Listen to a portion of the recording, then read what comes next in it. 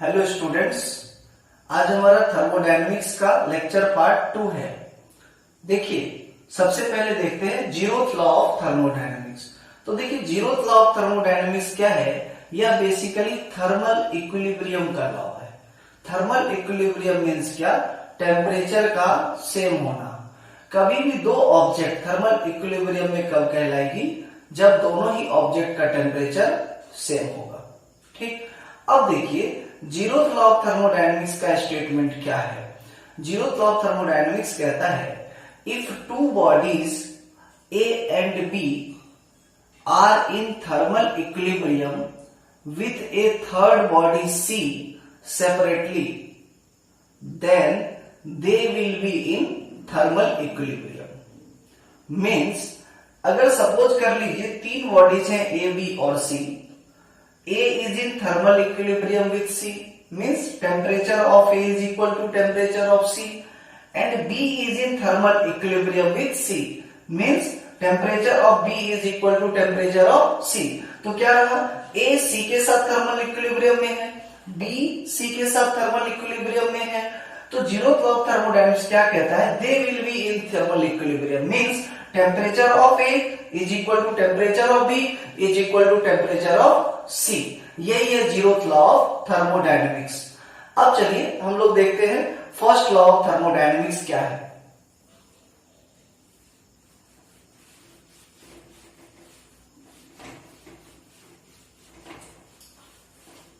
देखिए, first law of thermodynamics basically law of conservation of energy है। और law of conservation of energy हम लोग जानते हैं, energy can neither be created nor be destroyed, it can only transform from one form to another. ठीक, इसी statement को दूसरे तरीके से भी कहा जा सकता है कि अगर आप किसी सिस्टम को एनर्जी देते हो तो वह एनर्जी टोटल के टोटल यूटिलाइज हो जाना चाहिए।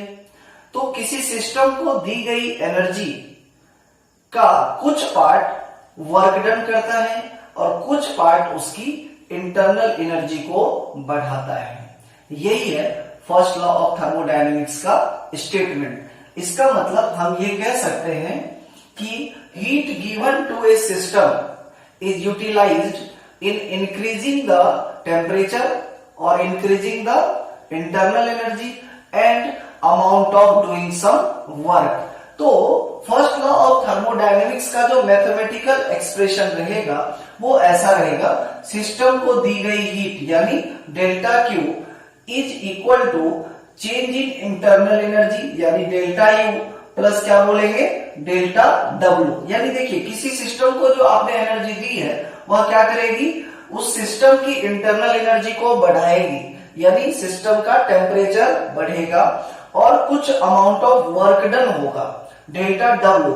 और वर्क डन हम लोग जानते हैं, वर्क डन का मतलब क्या होता है? वॉल्यूम का बढ़ना। यानी यहां से ये वॉल्यूम वर्क को बढ़ाने में खर्च होता है और ये वाली एनर्जी उसकी टेम्परेचर को राइज कराती है। और ये क्या थी? Total given energy. यही तो हो गया एनर्जी कंजर्वेशन, यानी given energy will utilize in increasing the temperature and doing some amount of work. अब देखिए, इसके लिए साइन कन्वेंशन क्या है? तो इसका साइन कन्वेंशन हम लोग देखते हैं। साइन कन्वेंशन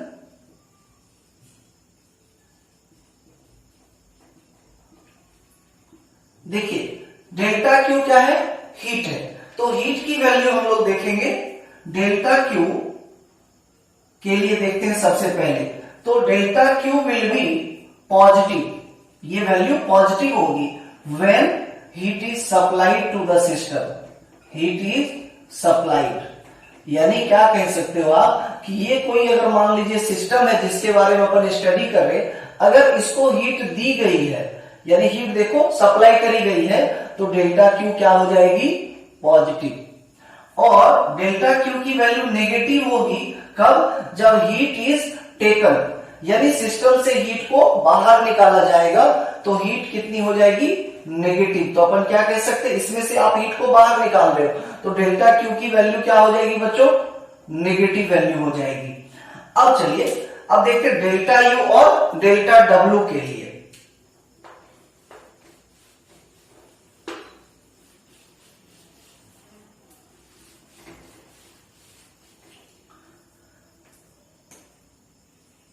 देखिए डेल्टा यू, अगर सपोज कर लो आप, इफ टेम्परेचर इज इंक्रीजिंग, इसका मतलब ये हुआ कि temperature final is more than temperature initial. इसका मतलब ये भी हुआ कि डेल्टा टी क्या है, पॉजिटिव। डेल्टा टी कितना हो गया, positive. Final minus initial, final is greater than initial, तो डेल्टा टी क्या हो गई, पॉजिटिव। इसका मतलब डेल्टा यू क्या हो गया, पॉजिटिव। अब डेल्टा यू पॉजिटिव का मतलब क्या हो गया कि you final is greater than you initial. ठीक, अब देखो इफ टेम्परेचर इज डिक्रीजिंग, अगर टेम्परेचर सिस्टम का डिक्रीज हो रहा है, इसका मतलब ये हो रहा होगा सिस्टम से हीट टेकन हो रही होगी, हीट को निकाली जा रही होगी। टेम्परेचर इज डिक्रीजिंग, देन हम क्या कह सकते हैं, T final is less than T initial.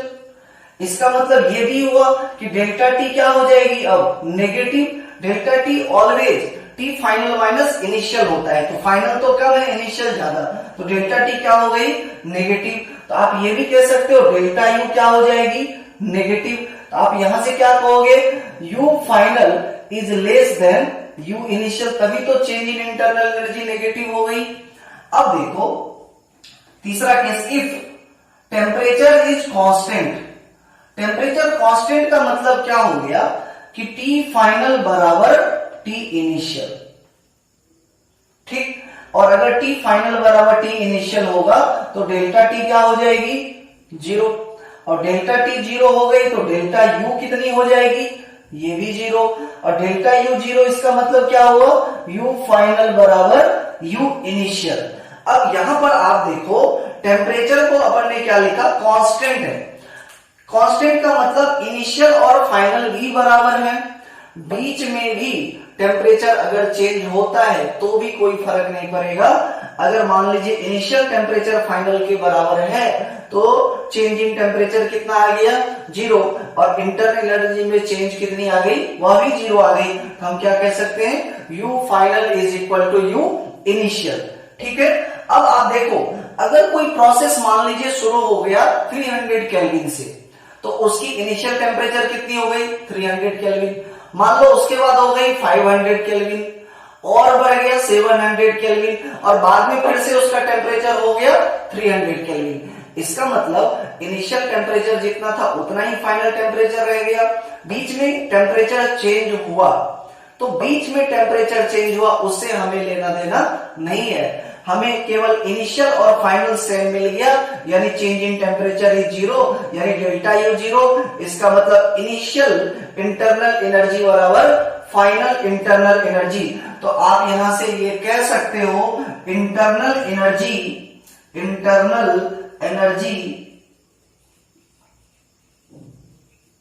Is a state function, यानी ये केवल इनिशियल और फाइनल कंडीशन पर डिपेंड करता है। अगर इनिशियल और फाइनल सेम है, चाहे बीच में कितना भी चेंज हो गया हो, तो इंटरनल एनर्जी में कोई चेंज नहीं होगी, इंटरनल एनर्जी कांस्टेंट रहेगा। इसका मतलब क्या है, यू फाइनल बराबर यू इनिशियल। ठीक है, अब देखिए, अब यहां पर इसको मैंने ये भी कहा कि स्टेट फंक्शन है, ये ध्यान रहे। स्टेट का मतलब क्या, इनिशियल स्टेट और फाइनल स्टेट। अगर ये दोनों बराबर है तो चेंज इन टेम्परेचर कितना हो गया, जीरो, और चेंज इन टेम्परेचर जीरो मतलब क्या, इनिशियल इंटरनल एनर्जी बराबर फाइनल इंटरनल एनर्जी। अब देखिए तीसरा हम लोग देखेंगे वर्क डन के लिए। तो वर्क डन के लिए क्या होगा,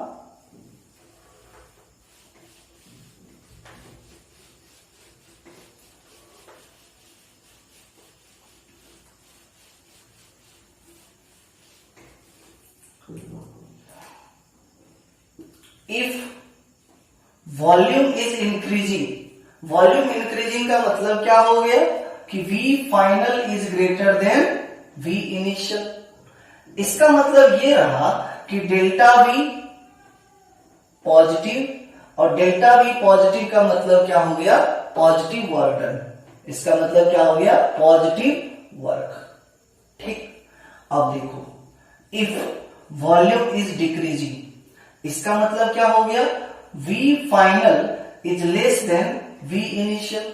इसका मतलब ये भी हुआ कि डेल्टा V इज नेगेटिव, यानी वर्डन क्या हो जाएगी? वर्डन क्या हो जाएगी बच्चे? नेगेटिव वैल्यू आ जाएगी वर्डन की। ठीक, अब आप देखो, अगर अपन ये कहते हैं इफ V इनिशियल, या अपन लिख रहे हैं V बराबर कांस्टेंट, मैं लिखता हूं V इनिशियल बराबर V फाइनल, ठीक है ना? तो डेल्टा V क्या होगा? 0, और डेल्टा V 0 तो वर्क डन क्या होगी? 0। लेकिन वर्क डन देखो, आप यहां पर मैंने क्या लिखा है? इनिशियल बराबर फाइनल, यानी कि मान लो कि कोई गैस थी, उसकी इनिशियल वॉल्यूम मान लीजिए 5 लीटर थी, बीच में 6 लीटर हो गई, 7 लीटर हो गई, 8 लीटर हो गई, फाइनली फिर से 5 लीटर हो गई, तो वर्क डन 0 हो भी सकता है और वर्क डन 0 नहीं भी हो सकता है। इसका मतलब यह हुआ कि work done path dependent function है। ये 0 तभी होगा जब वॉल्यूम कांस्टेंट रहेगा थ्रू आउट द प्रोसेस में। If volume is constant throughout the process, इसका मतलब हमेशा ये वॉल्यूम सेम ही रहेगा, इनिशियल फाइनल तो रहेगा ही, साथ साथ बीच में भी वॉल्यूम में अगर चेंज नहीं हुई तो हम क्या कहेंगे? वर्क डन की वैल्यू 0। लेकिन if volume is not constant throughout the process, then work done may be 0 and may be non-zero। 0 हो भी सकती है और 0 नहीं भी हो सकती है, ठीक है? तो वर्क डन क्या है? वर्क डन पाथ फंक्शन है। इंटरनल एनर्जी, यानी जो हम लोग टेम्परेचर देख रहे थे जिसमें इंटरनल एनर्जी, तो इंटरनल एनर्जी क्या है? स्टेट फंक्शन है, यानी इंटरनल एनर्जी डिपेंड करता है इनिशियल और फाइनल स्टेट पे। अगर इनिशियल स्टेट और फाइनल स्टेट सेम है टेम्परेचर का, तो चेंज इन इंटरनल एनर्जी क्या होगी? 0। लेकिन अगर इनिशियल वॉल्यूम और फाइनल वॉल्यूम सेम है तो वर्क डन 0 हो भी सकता है और नहीं भी हो सकता है। वर्क डन कैन बी 0 और work done can not be 0। क्यों? क्योंकि अगर मान लीजिए कि वॉल्यूम बीच में चेंज हुआ होगा तो वर्क डन वहां पे 0 नहीं होगी थ्रू आउट द प्रोसेस। हम लोग एग्जांपल्स लेंगे साइक्लिक प्रोसेस का, आपको चीजें क्लियर होंगी। अभी फिलहाल के लिए देखो, लेकिन ये याद रखना है, if volume is constant throughout the process then work done will be 0, then work done will be 0। But if volume is not constant throughout the process then work done may be 0, may not be 0। दोनों ही चीजें हो सकती हैं, ठीक है? अब आइए, अब इसमें हम लोग एक दो प्रॉब्लम करते हैं, ठीक?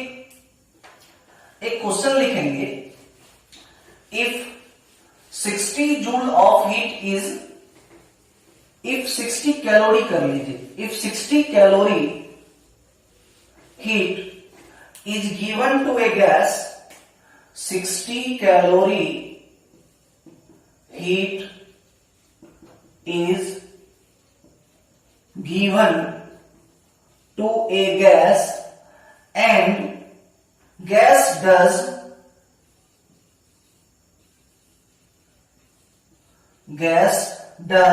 50 joule of work, 50 joule of work. Find change in internal energy. Find delta U, आपको क्या फाइंड करनी है? डेल्टा यू की वैल्यू, यानी find change in internal energy. अब देखो हमारे पास फॉर्मूला क्या था? हमारे पास फॉर्मूला था delta Q is equal to delta U plus delta W. अब हम लोग साइन कन्वेंशन का भी ध्यान रखेंगे। आप ध्यान से देखो साइन कन्वेंशन कैसे लगाते हैं।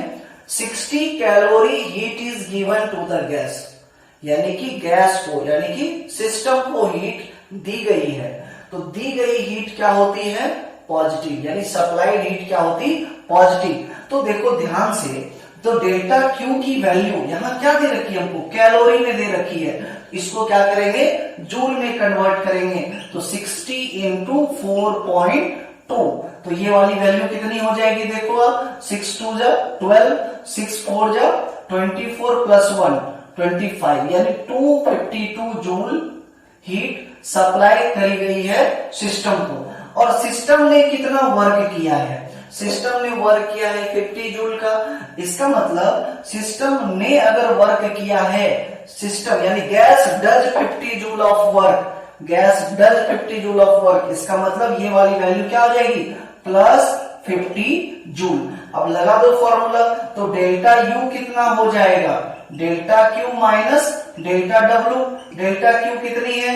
252 माइनस 50, तो ये वाली वैल्यू कितनी आ गई? 202 joule. This is change in internal energy. यही आपका आंसर रह गया। ठीक, यानी कि heat is given to a gas, यानी गैस को अगर हीट सप्लाई करी गई है तो ये वाली क्या हो जाएगी? Positive value. और सिस्टम ने अगर वर्क किया है तो ये वाली वैल्यू भी क्या हो जाएगी? Positive value. तो चेंज इन इंटरनल एनर्जी निकाला था, वेरी सिंपल। एक और प्रॉब्लम लिखिएगा, if 60 joule of work is done, if 60 joule of work is done on the gas, if question है, if 60 joule of work is done on the gas and it releases 10 calorie heat, and it releases 10 calorie heat, it releases 10 calorie heat, so that its internal energy, so that its internal energy becomes 112 joule. Find initial internal energy, find UI, यानी आपको क्या चीज find करनी है? Initial internal energy find करनी है। अब देखो इस क्वेश्चन को सॉल्व करते हैं।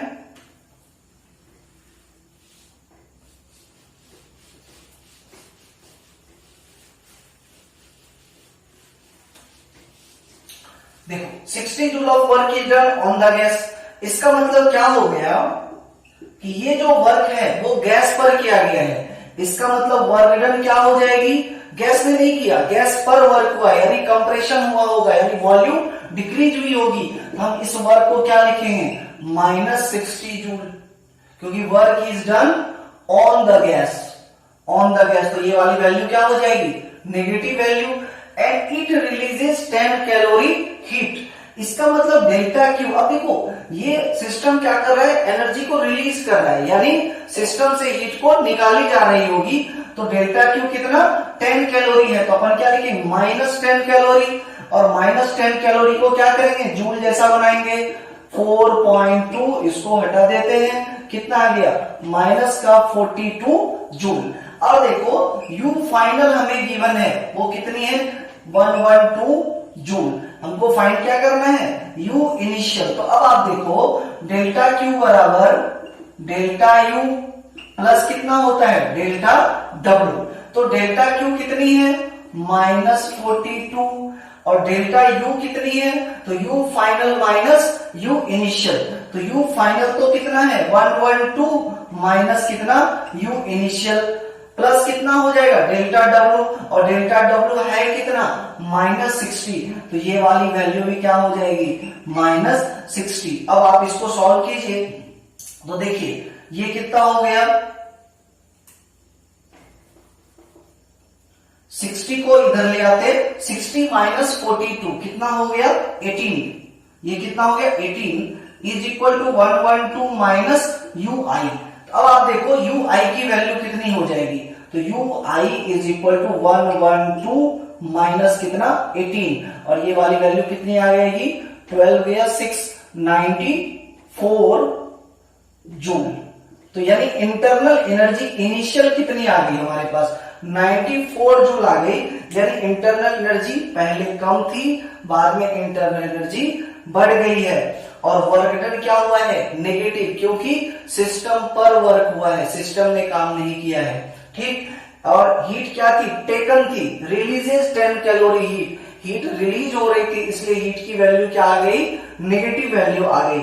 ठीक है, और ये क्या था इंटरनल एनर्जी बिकम्स 112 जूल, यानी ये क्या था यू फाइनल। तो 100 इसको क्या लिखेंगे you final minus you initial, तो यू फाइनल कितना 112 माइनस यू इनिशियल, और डेल्टा डब्ल्यू तो कितना था -60। इसको सॉल्व किया अपन ने, अपने को क्या वैल्यू आई यू इनिशियल की वैल्यू आ गई 94 जूल।